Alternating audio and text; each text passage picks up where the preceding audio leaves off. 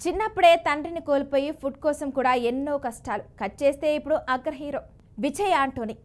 ఈ పేరు వినగానే చాలా మందికి ఒక సాఫ్ట్ మ్యూజిక్ డైరెక్టర్, ఒక డిఫరెంట్ యాక్టర్, ఒక రియలిస్టిక్ ఫిల్మ్ మేకర్ గుర్తుకొస్తారు. కానీ ఆయన జీవితం వెనుక ఉన్న నిజమైన కథ చాలా ఎమోషనల్గా, చాలా కష్టాలతో నిండిన ప్రయాణం. బయటకు చూస్తే ఒక సక్సెస్ఫుల్ సెలబ్రిటీలా కనిపించే విజయ్ ఆంటోనీ నిజానికి చిన్ననాటి నుంచి ఎన్నో సమస్యలు, ఆర్థిక ఇబ్బందులు, కుటుంబ బాధ్యతలతో పెరిగిన వ్యక్తి.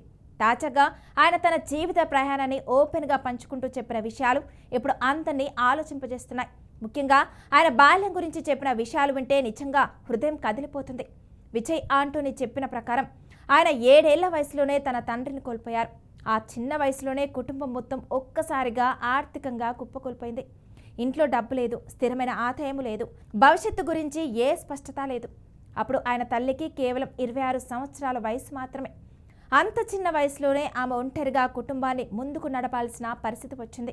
తన తల్లి 19 ఏళ్లకే వివాహం చేసుకున్నారని, ఆ తర్వాత జీవితం చాలా కష్టంగా మారిందని విజయ్ ఆంటోనీ గుర్తు చేసుకున్నారు. డబ్బు కోసం తినడానికి కూడా ఇబ్బందులు ఎదుర్కొన్న రోజులున్నాయని కూడా ఆయన చెప్పుకొచ్చారు.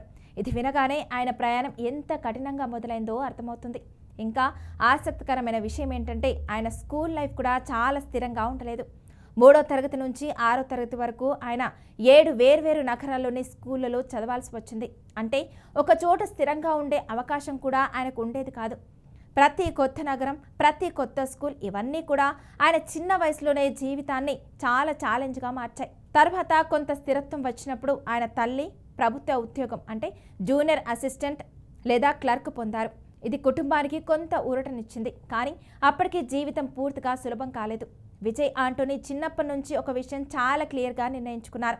ఏదో సాధించాలి, కానీ ఎలా, ఎక్కడి నుంచి మొదలు పెట్టాలి అనే ప్రశ్నలకు ఆయన దగ్గర స్పష్టమైన సమాధానం లేదు.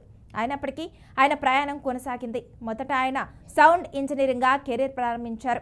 ఇది సినిమా ఇండస్ట్రీలో వెనుక ఉండే టెక్నికల్ వర్క్. అక్కడ ఆయన రాత్రింబవళ్లు పనిచేశారు. కొత్తగా నేర్చుకుంటూ అనుభవం సంపాదిస్తూ ముందుకు వెళ్లారు. కానీ ఆయన మనసులో మాత్రం ఒక పెద్ద కల ఉండేది. సొంత స్టూడియో కలిగి ఉండాలి. ఆ కల కోసం ఆయన తీసుకున్న నిర్ణయం చాలా రిస్కీగా మారింది. అధిక వడ్డీకి డబ్బు అప్పుగా తీసుకుని ఒక చిన్న ఆడియో స్టూడియో ప్రారంభించారు.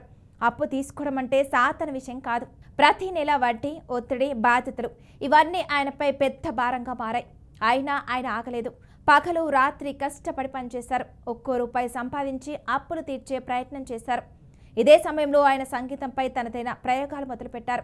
ఫార్మల్గా పెద్దగా మ్యూజిక్ ట్రైనింగ్ లేకపోయినా ఆయనకున్న ఫ్యాషన్ ఆయనను ముందుకు నడిపించింది. చాలా మంది సంగీత దర్శకులు క్లాసికల్ ట్రైనింగ్తో వస్తారు. కానీ విజయ్ ఆంటోనీ మాత్రం ప్రాక్టికల్ ఎక్స్పీరియన్స్తో ఎదిగారు.